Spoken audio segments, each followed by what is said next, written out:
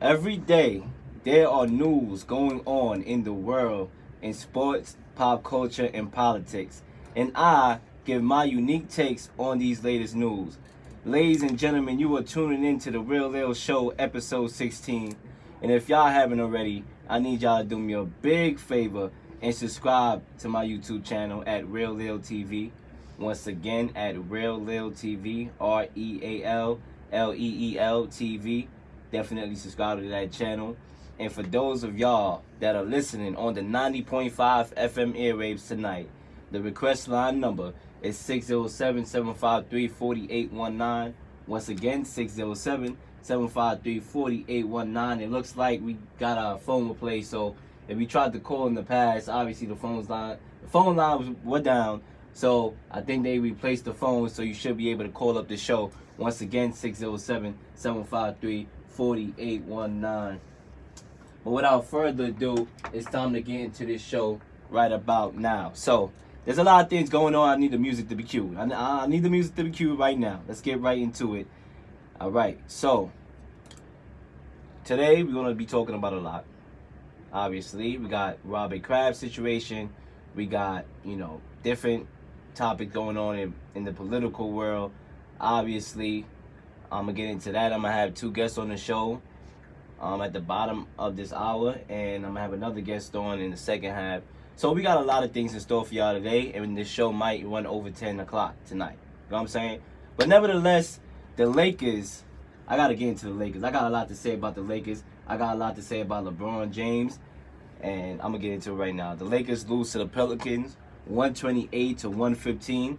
And after the game, LeBron, criticized his teammates. And he said that, the team has to not be comfortable with losing, etc. So now it's time for my thoughts, because I got a lot to say about the situation. You know what I'm saying? LeBron James, he knew what he was getting himself into when he was going to the Lakers. When he was a free agent, and he knew what he was getting himself into. He has nobody to blame but himself. All right?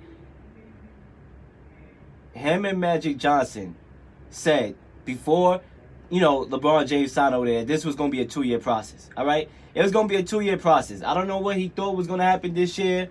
Obviously, he did think they were going to make the playoffs. But he knew what he was getting himself into. So honestly, I'm not going to sit here and feel sorry for the brother, because, he had other places he could have went. He could have stayed in Cleveland like I said he should have. Right? They was in the Eastern Conference. Obviously, the East got better. But he could have stayed in the East. All right? That's one thing. You chose to go to L.A., LeBron James. You chose. You knew that. And that team was a bunch of youth. Kyle Kuzma, Lonzo, who was, he was still a project. Brandon Ingram, who has potential, but it's still a project. You knew everything that was going before you signed there. You knew the devil in the detail. But you wanted to go there. So, quite frankly, I shouldn't be here and complaining. Number two, the Lakers trying to deal for AD, right? When all that circulation was going through, that, you had not Kevin Durant. You had the Anthony Davis talks with, the Lakers and the half of the team possibly being traded. You messed everything up, because now guys is at the free throw line and all they hearing is LeBron's going to trade you. Like, these are young guys that are hearing this. It gets in their mind. All right, you're not veterans. These are young guys. So to have all their names, and I blame Magic Johnson too. He deserves every part of the blame, just like LeBron James does. Because they should have just dealt with this quietly, but no. So now these players are hearing themselves in trade rumors. And now it messes up the chemistry. It messes up the trust.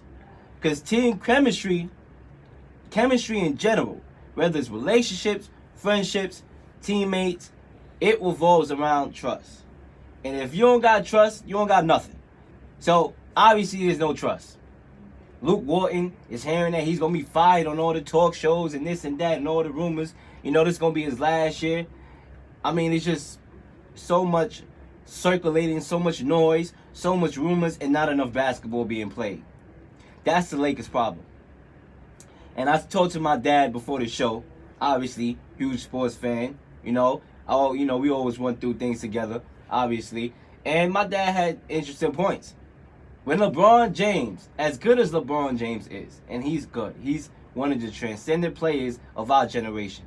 But when it's the good, right? When it's LeBron James doing heroics, it's LeBron James. You're the reason why everything is going good. Yes, LeBron James, credit goes to you. You made this happen.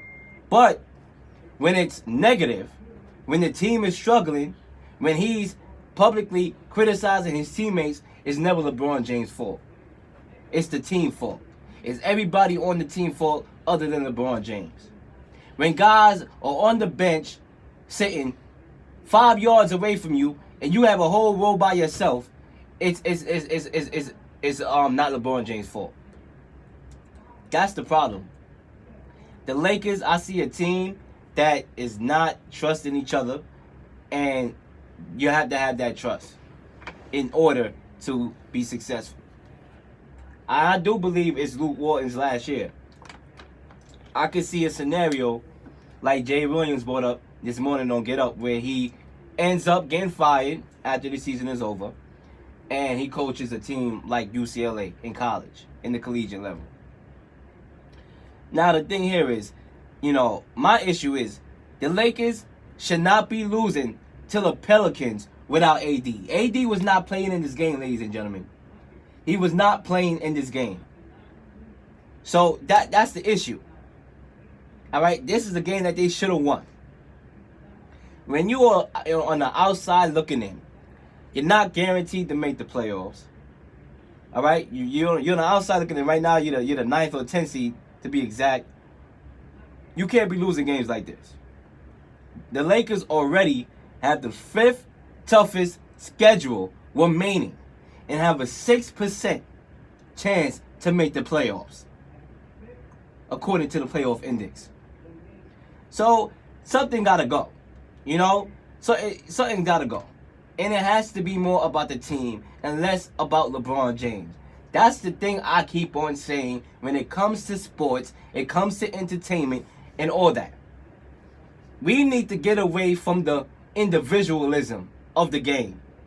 For example, in the Huddle sports radio show, my other show on Thursday, 6 to 8, we was talking about Zion Williamson. We was debating about if Zion should play because he had a minor sprain, or should he sit out and worry about his draft stock. And on that show, I said that we, as a team, he should be thinking as a team, we need to win a national championship. So if I'm healthy enough to play, I should be playing in the tournament and so beyond. All right, I should not be resting because I'm worried about a draft stock. Sports has become so individualized. Guys are scared to compete. It's all about them. They want to stack the deck. They worried about getting another marquee free agent. And if they're on a lower market, they want to leave. Oh, let me go to New York. Let me go to LA. Nobody want to play for the lower market teams no more. So why the hell we got them lower market teams as a franchise then? I just don't like that aspect of basketball when it becomes so individualized. I know the NBA is about superstars. I know superstars make up the NBA. But still, it's a team sport. All right? You have to have help. You have to have guys around you that help you become successful. It's a team sport. So, that's my issue. The Lakers need to worry about everybody on the court. Kyle Kuzma, Lonzo, when he comes back from injury, Brandon Ingram, Rondo, everybody. LeBron. Not just about LeBron James. It has to be about everybody. And until the Lakers get that in their mind, they missing the playoffs if they don't get it together. Do I think they're going to miss the playoffs? Very strong possibility. Because right now, the Clippers are in the 7th place. And the Clippers already made it clear that they don't want to tank. Even though if they make the playoffs, they will lose that first round pick that they have.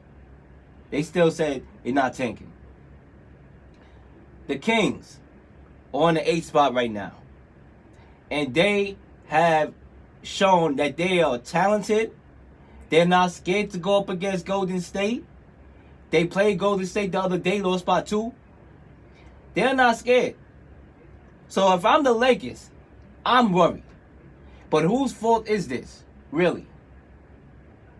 Whose fault is it? Ladies and gentlemen, it's LeBron James' fault. I'm sorry. I'm sorry. It is. Because this whole entire season has been the Lakers colluding at that, trying to get AD over there. All these, head coaching firing talks. Magic Johnson. Also, it's his fault too. Let me make that clear. It's LeBron James and Magic Johnson's fault. I don't want to put the whole thing on LeBron James. Magic Johnson, you're getting a piece of the pie of the guilt. Because when you publicly criticizing Luke Walton, all that adds up. It adds up. All these issues adds up. And that's why the Lakers are struggling. The Lakers have the talent to be an average team in the NBA. To compete. To at least make the playoffs. At least get out the first round. But they just not playing together. You have a bunch of different egos. You have young guys that are hearing that they're going to be traded every time they touch the ball. That doesn't go well for the team. So, we'll see what happens with the Lakers. Hopefully they get it together. You know what I'm saying? They still got a chance to make the playoffs. I doubt it. But how would it look on, let's say, LeBron James' catalog? Especially when he's being compared to Jordan. That you missed the playoffs. You was in the Eastern Conference. Made it to, 6, 7 straight finals, which is unheard of. Credit goes out to you. But to come out the East, to come to the West on the Lakers, and not even make the playoffs. What does that say when it comes to LeBron James' legacy? I don't know, ladies and gentlemen. You tell me. 607-753-4819. Once again, 607-753-4819 is the number that you're going to call to get into the Real Leel Show. Ladies and gentlemen, it's 8:21 p.m. And when I come back from commercial, we got some more news.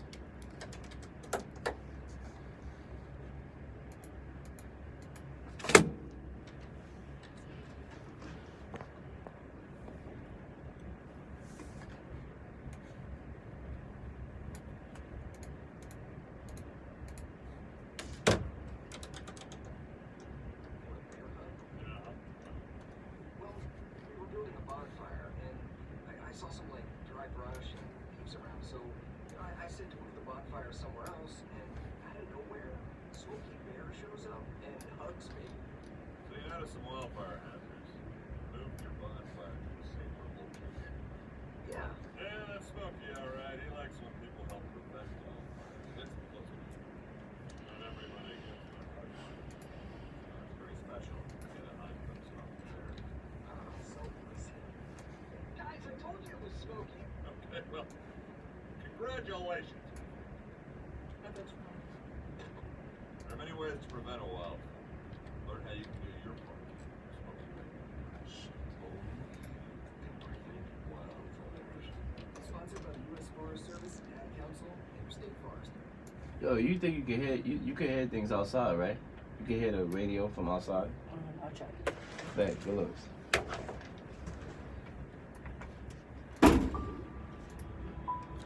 In 1977, in Johannesburg, South Africa.